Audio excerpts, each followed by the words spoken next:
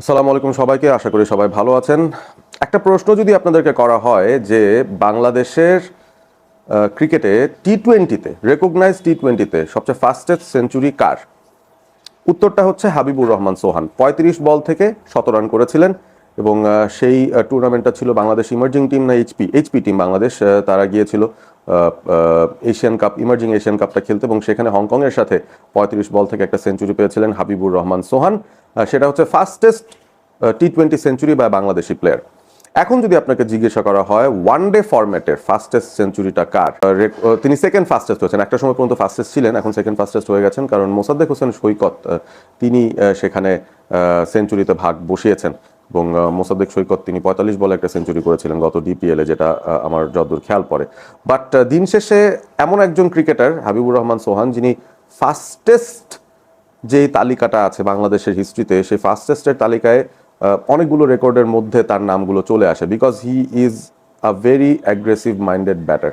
তার কোনো third gear fourth gear আপাত মুহূর্তে নেই তার খেলার মধ্যে। He always goes in fifth gear এবং শুরু থেকেই খুব অ্যাগ্রেসিভ মাইন্ডসেট নিয়ে তিনি খেলতে চান হোয়াইট বল ক্রিকেটে, যেটা খুবই ইম্পর্টেন্ট, কারণ এই সাহস, এই ব্রেভারি সাধারণত আপনার ব্যাটারদের কাছ থেকে আপনি পাবেন না। ব্যাটাররা যত পরিণত হন তত একটু আমার কাছে মনে হয় যে নিজেদেরকে একটু রিস্ট্রেন করেন। হ্যাঁ, সেটার মধ্যে ডেফিনেটলি একটা মেথড থাকা উচিত, কিন্তু যাদের ন্যাচারাল অ্যাবিলিটির মধ্যেই আছে বড় শট খেলা, তাদেরকে আসলে আপনি জোর করে তো আর দমিয়ে রাখতে পারবেন না। তারা কিন্তু তাদের সেই জায়গাটাতেই যাবেন। সুতরাং তাদের সঙ্গে কাজ করতে হবে এমনভাবে যেন তারা ওই কাজটাতেই আরও বেশি এক্সেল করতে পারেন, সেই ব্যাপারটাতে তাদেরকে এনকারেজ করতে হবে, তাদেরকে সুযোগটা দিতে হবে।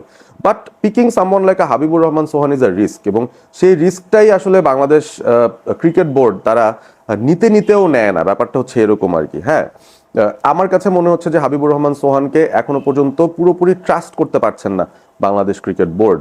তাকে পাইপলাইনে রাখা হচ্ছে, তাকে বিভিন্ন টুর্নামেন্টে পাঠানো হচ্ছে।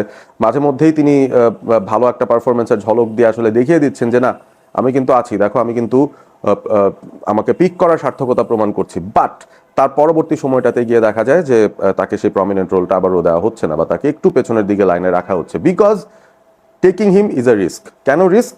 তিনি অতিরিক্ত অ্যাগ্রেসিভ মাইন্ডসেটের। কোন দিন তিনি ডাকে আউট হয়ে যাবেন, কোন দিন তিনি ওই যে ৩০ বলে 100 মেরে দেবেন, সেটার কোনো গ্যারান্টি নাই। বাট সেই রিস্কটাই এখনো নেওয়ার মতো সাহস বাংলাদেশ ক্রিকেট বোর্ডের, কিংবা যেই যেই দলগুলোতে তিনি খেলেছেন, এ টিম হোক, এইচপি টিম হোক, কিংবা ইমার্জিং টিম হোক, সেখানে কিন্তু তিনি সেই রোলটা আসলে প্লে করতে পারছেন না, কারণ টিম ম্যানেজমেন্ট এখনো তাকে সেভাবে ট্রাস্ট করতে পারছেন না।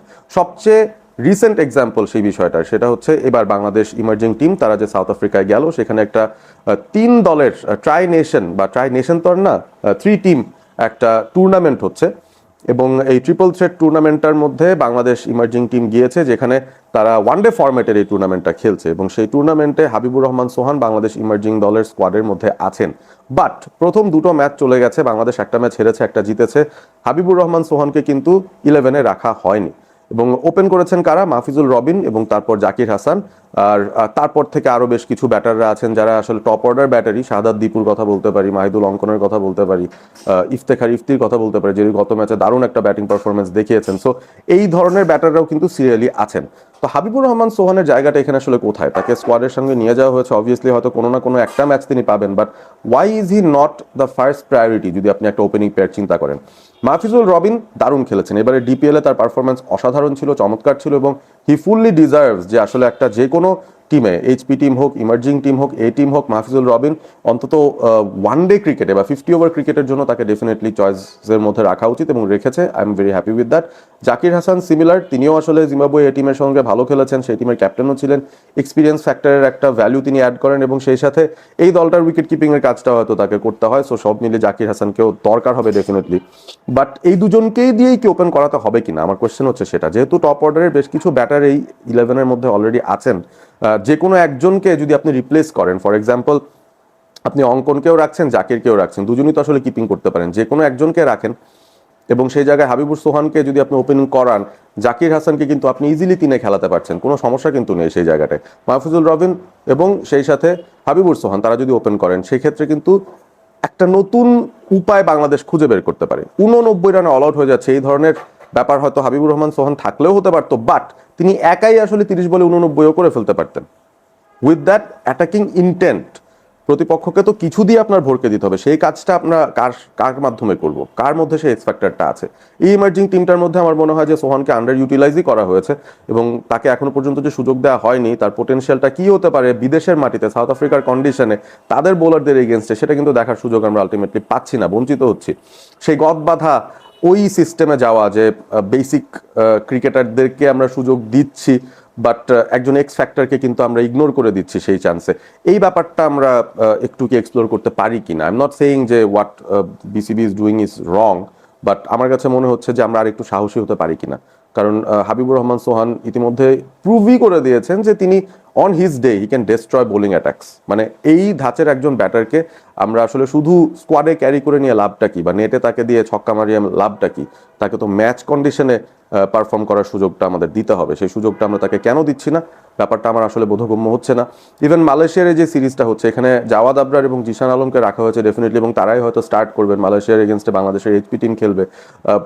এইখানেও কি সোহানকে আসলে রাখা যেত কিনা, ইমার্জিং এর সঙ্গে তাকে পাঠিয়ে সেখানে ওয়েস্ট না করে, যে এখানে তিনি থাকতেন, এখানে তিনি পারফর্ম করতেন।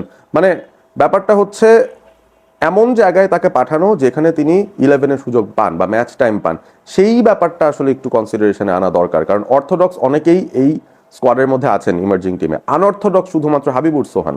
সো তাকেই যদি আমরা ইগনোর করি বা তাকে যদি না রাখি, তাহলে আসলে আর আমরা সামনের দিকে বড় স্টেপগুলো কিভাবে নেব, এটাই হচ্ছে গিয়ে ব্যাপারটা basically.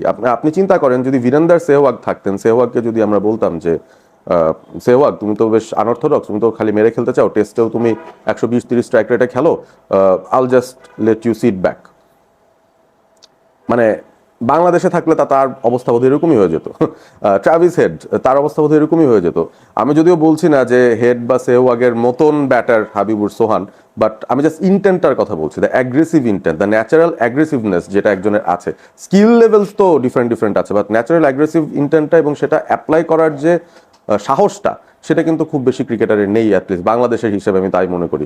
So Habibur Sohan, I would believe যে তিনি সামনের ম্যাচগুলোতে যেন সুযোগ পান, যদি সুযোগ পান তাহলে ভালো করবেন, আমি মোটামুটি বলতেই পারি। এবং অ্যাটলিস্ট অ্যাটাকিং ইন্টেন্টটা তিনি দেখাবেন, যেটা বাদ বাকিরা এই মুহূর্তে করতে পারছেন না, আমাদের বিরক্তির সঞ্চার করছেন by trying to be too defensive and giving their wicket away. এই বিষয়গুলো আমরা দেখতে চাই না। আমরা হাবিবুর সোহানের এক্স ফ্যাক্টরটা এক্সপ্লোর হতে দেখতে চাই। সফল ব্যর্থতা সেটা পরের কথা, বাট এক্সপ্লোরেশনের সুযোগটা অন্তত তিনি পাক, সেটা আমরা আশা করি। আপনাদের মতামত জানাবেন, হাবিবুর রহমান সোহান কেন সুযোগ পাচ্ছেন না এই ইমার্জিং টিমেরও স্টার্টিং 11-এ, সেটা আপনারা যদি উত্তর থাকে জানিয়ে দেবেন কমেন্ট করে, এবং সেই সাথে ভিডিওটি ভালো লাগলে শেয়ার করবেন বন্ধুদের সাথে, সাবস্ক্রাইব করবেন অল স্পোর্ট এবিপি।